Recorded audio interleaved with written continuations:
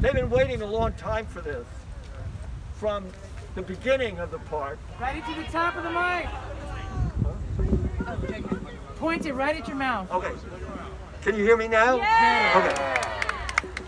They've been waiting for this moment for a long time. From the beginning of the park. They hated it. They hated it rightly. It was an affront, an attack on the most fundamental principles that they had, which was private property. At the time, there was a flyer that was put out by Frank Barnicki, and it said, "Who owns the park?" And it listed the theft of the land from the Ohlone to the Spanish, and from them to them to them, to finally the university. And what the park was a threat to that idea of property, of ownership, an insistence that the community should have the space and should develop it, and they have never, ever accepted it. Yeah. They have never, ever accepted it. And they have waited. They've waited till Berkeley gentrified. They waited till they got a compliant city council. Yes. They waited till the original people who were there, the old guys had gotten really old, thinking that would be enough. And they undeveloped the park. They would not allow us to develop the park as we could have. One point, they complained that homeless people were shitting in the bushes. We said, well, why don't you put in a porta potty when you put in some toilets? Well, I can't do that. It would attract homeless people. At one point, they wanted to take out the stage because people spoke from it freely. And then they wanted to ban electrified sound in the park, and I sued them to prevent that. And then whenever homeless people created community, some of you people here may know of Hate Man, who was there and created an incredible community there. And they did everything they could to drive him out of that park. R.I.P. And I defended him over and over and over again, and he eventually died, not exactly in the park, but very close, which is what he wanted. The park was like Athens to him, and he was like Socrates. They couldn't stand that. It was impossible for them to accept it. So they undeveloped the park, and they made people afraid of it. And so here we are, fighting another fight. Another maybe hopeless fight, but they're the only fight that's worth fighting. There's no other fight. All our fights now. All our fights now are against insurmountable odds. And if we just gave up, then what kind of a world would we be in? The only thing we can do is resist, and keep resisting, and keep resisting, and keep resisting. Hopeless or not, it doesn't matter. One foot in front of the other, and that's what we're going to do. Thank you very much.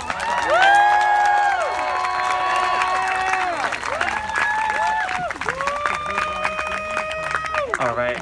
Thank you so much, Osha. That was awesome. Hey, Osha, how come you lawyers took most of the Caltrans settlement?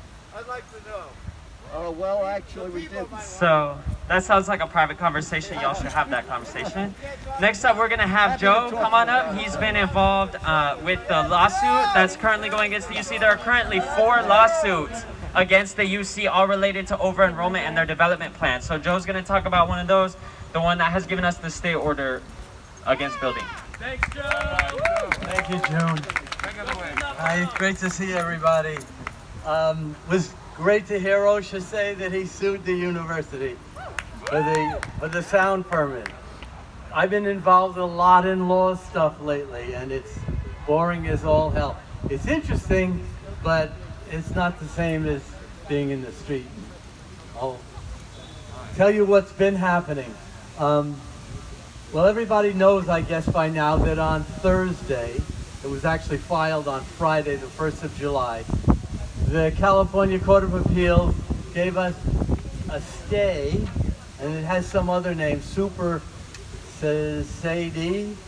It's a temporary restraining order that said that the University of California is prohibited from demolishing, cutting trees, or altering the landscape in any way of People's Park. You know, it was huge. It was the second time, you know, that our socks fell off. We never thought a couple of months ago we would beat the university in the California Supreme Court. It was a great win, but it was very short-lived. You know, they went to the legislature. They had everybody, coast to coast, crying for those 400 students that would have to have their enrollment delayed. They pulled the strings, and everybody fell for it. So the Nancy Skinner and some of her, you know, erstwhile partners, yeah, boo. They changed the law. They changed the California Environmental Quality Act to suit the University of California. Fuck the Regents. It'll be one of the best fucks you've ever had, believe me. So it's going to be, I hope, surprise after surprise, because we beat them on the temporary restraining order 4 times in court. At the next to the last time, the university said, okay, it looks like you might give them the restraining order, but you know, construction costs are going up by the second. If you're going to stay the execution of the permit, then I think we'll need about $6.6 million every month that you delay our construction of this housing. And the judge bought it. And it was actually a good thing for us, because there was supposed to be a whole nother hearing to apply for the bond, and then a whole nother hearing to determine why the hell 6.6 was a reasonable, if it was a reasonable figure. So when we went back to the appeals court the 4th time, it was kind of slam dunk, and they gave us the prohibition. It was supposed to be, as June said, till the 19th of July. But it's a tsunami of power with the university. They filed their response to the restraining order 1 or 2 days later. On Saturday, their paperwork was in, and the judge said, well, they got theirs in early. You've got till Thursday. So tomorrow, it'll be heard all over again. We didn't get the 2 weeks we thought we would get. Tomorrow, there'll be a hearing on whether to extend the stay or not. But listen, we've pulled off some big victories. We've got great lawyers. I've been really lucky. You know, there's a whole nother legal thing that I've been working on that we're going to probably not go into right now. But there's a National Preservation Act.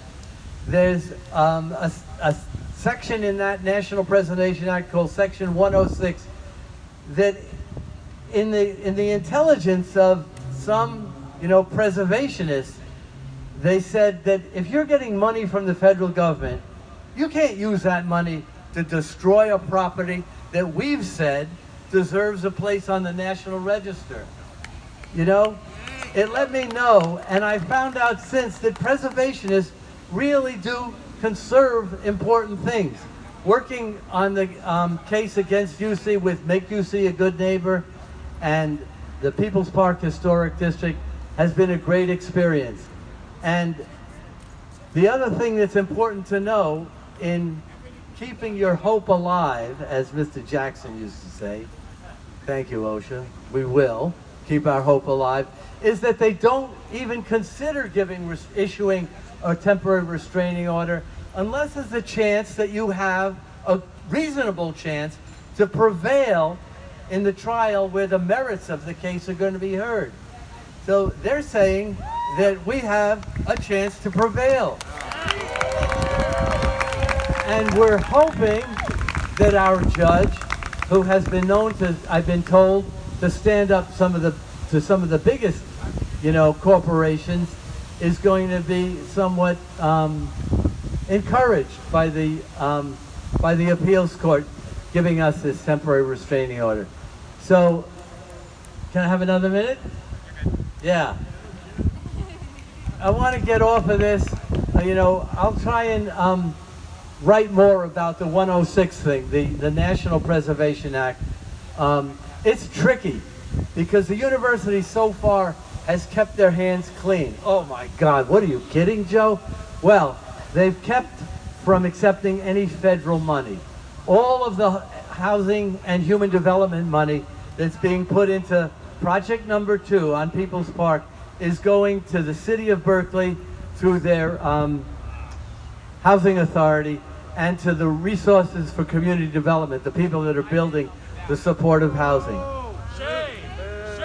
So our job, my job in a way, and I hope I'll get, you know, some help and some fuck-ups by the university, is to show that your hands aren't clean.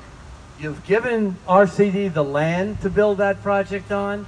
It's really one project, and the law actually says that any part of a project that's getting federal money directly or indirectly makes it subject to this National Preservation Act. And the city has been using their HUD money to get people out of the park, to get them into housing. So we've got to somehow ensnare the university, the University of California at Berkeley, and get them involved in this 106 thing. So what I really wanted my extra minute for was, there are 2 things that I think we can say that are really true, that are as close to true in this day and age as we can say. And the first thing is, as some people have said already, Berkeley was the beginning of the student power movement. It's been recognized when Kent State University wrote their application to get on the National Register, which they are, but the site where things happened in Kent State is now a parking lot. Thank you, Joni Mitchell. When they wrote their application, they gave total kudos to Berkeley. They said if it wasn't for Berkeley, it would have never happened here. So Berkeley is where it started. It got bigger and bigger. It was the inspiration through Kent State for the largest student strike ever. And it was also at Berkeley where the beginning of the end started. Mr. Reagan, probably influenced to some degree, we can't prove it yet, by Mr. Nixon, said, this is you do anything you have to do in Berkeley. And it was crushed. After Kent State and Jackson State, the student power movement there was very little left of it. And as other people have said, Berkeley bears responsibility for that. And it's a hard historic, title to bear. The other thing is that we need open space more than anything now in this day and age. Right. How could a university that claims to be in the business of education give up a space like People's Park, close to 3 acres of beautiful open space? We luckily have the imagination to realize it could be, and it will be, a beautiful park like this. If it's kept up, it'll be a gift to the future that you'll have the pleasure of knowing you fought for. Power to the people, power to the people. Sorry. All right, thank you so much, Joe. Up next, we are going to have a People's Park resident and one of our good friends, Erick, is going to come up and talk a little bit about what the park means to him, how long he's been there, and stuff like that. So give it up for Erick. It is the first time for me to talk in front of a lot of people.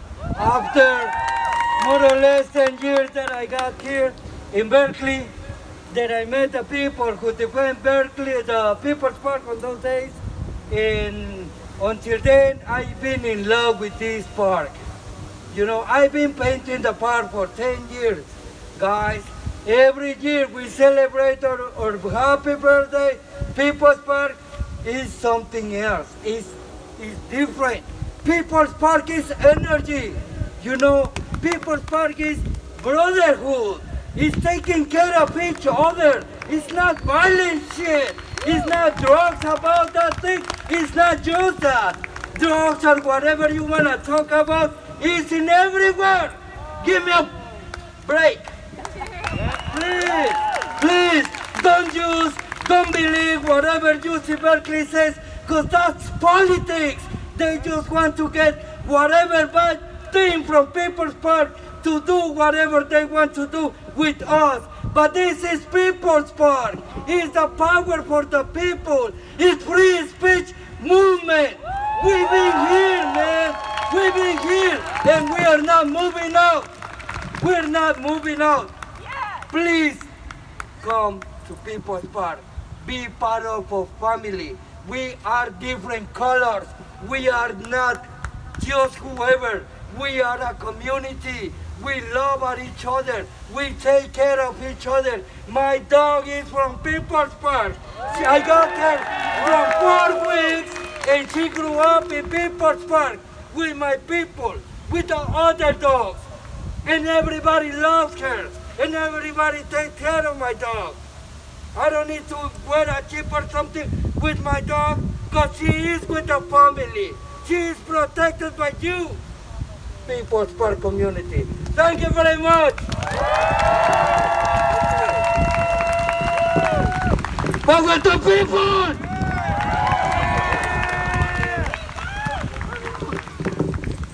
All right, thank you so much. Erick said it all. That's what the park is all about. It's about community. It's about family. It's about taking care of each other, right? It's about all these things that the UC doesn't represent and doesn't give a fuck about. So real quick, we about to start marching, but I wanted to talk a little bit about what we've been working on, what our next moves are going to be, how to get involved, how to tap in, and then I want to go through our demands for the UC, and I hope they're still listening because we're out here. Yeah! All right, so the university is still planning to build this summer, right?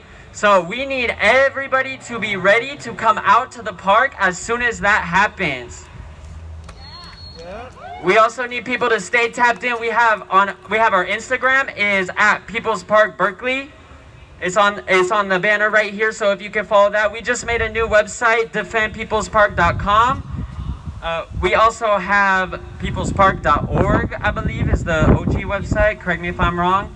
And then we have our Venmo at pparkberk. Please contribute if you can. A lot of our funds go to resources and things for the residents. Some of it also goes to organizing things like this. And then I know Joe also, wherever he is, he has a QR code with the Venmo so that you can donate to the legal funds. He's back there waving it around. So if you want to donate to the legal movement that's been going on as well, feel free to do that. We really need y'all all to support in any way that you can. We need y'all to keep showing up. So right now we are working on building a decentralized autonomous movement for People's Park. So I'm gonna break that down just a little bit. What that means is that we need everybody to be putting whatever they can into the park, whatever they have capacity to do, whatever they're comfortable with. So we need all of you guys to organize together, form into affinity groups that can come up with your own plans for what y'all want to do at the park. We're currently having spokes councils every Saturday at noon at the park. So what you can do is send 1 or 2 people from your affinity group to tap in with all the greater organizing that's going on, get ideas, share your ideas that y'all are thinking of, or support other people's ideas that we're working on, because we really need to use every single tactic that we can. We need to use legal tactics, we need to use direct action, we need to use economic strategies. We have to use everything if we want to beat the UC at this game, because they have a lot of fucking money. All right, and so before we go, I just want to read off our demands. This is Defend People's Park demands for the UC. Did you want to speak, Charelle? No, Charelle. All right, I'm going to let another park resident, Charelle, come on up and take the mic away from me, and then I'll read our demands. Give it up for Charelle. Oh, I'm going to put it like this. Y'all forget one person that used to be in that park was Pop Mike, and there was a lady named Janet. They adopted me as soon as I stepped my foot in People's Park. I met a familiar person, and I met my husband through Pop Mike and Janet. If it wasn't for them 2 people, I would not be in People's Park. I fight for them. Those 2 people who brought me and know me since I was a little girl. So we're gonna give it up to Pop Mike from People's Park. True legend.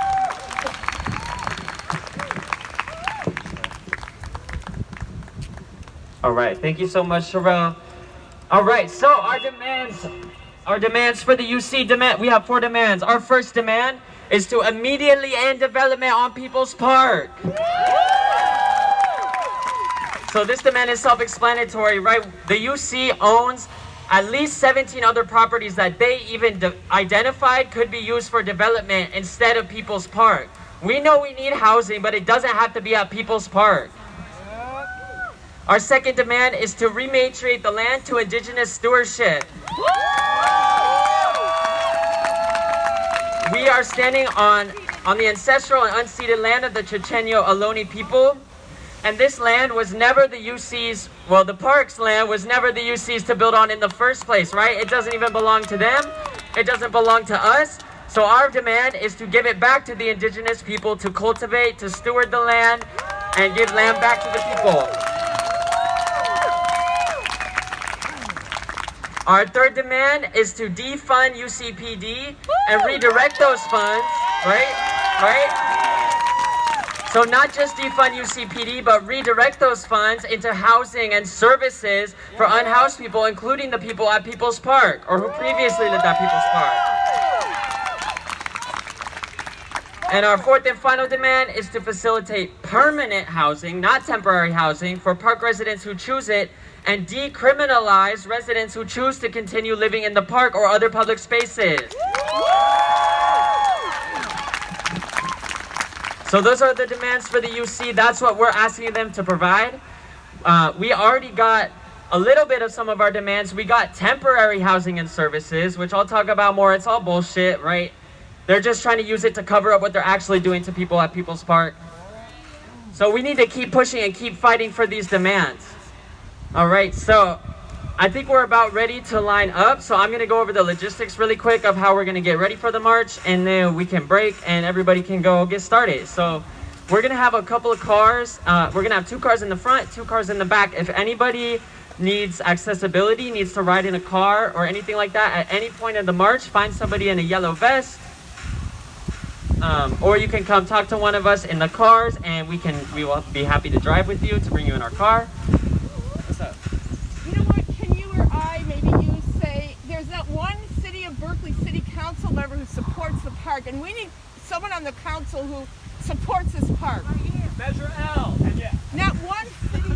Right, so they were just saying that no Berkeley City Council members have been supporting the park, and so we need to put more pressure on the city as well to support the park. That's right. All right, so the logistics, we're gonna pull up 2 cars, are gonna pull up MLK right here. Then everybody's gonna start to line up right behind those 2 cars. We're going to have people holding the banner right in front, right behind the cars. And then right behind the banner, we want all the OGs, all the people who have been at the park since the 60s, all the people who have been fighting this fight for decades. We want all of y'all to the front of the march. And then after that, everybody else can line up. And then we're gonna have 2 cars in the back. All of the cars will have snacks and waters in case you need to grab anything during the ride. Feel free to talk to me, talk to anybody with a walkie or anybody with a yellow vest if y'all need any help or anything. And yeah, I think that's it. So let's start it off real quick with a chant. I wanna hear y'all say, whose park? People's Park! Whose park? People's Park! Whose park? People's Park! Whose park? People's Park! All right, we sound pretty good. I think we're ready. All right, so we're gonna break right now. We're gonna take a few minutes to get everything set up, and then you'll hear me. I'm gonna be back on the speaker letting y'all know when we're gonna start marching, okay?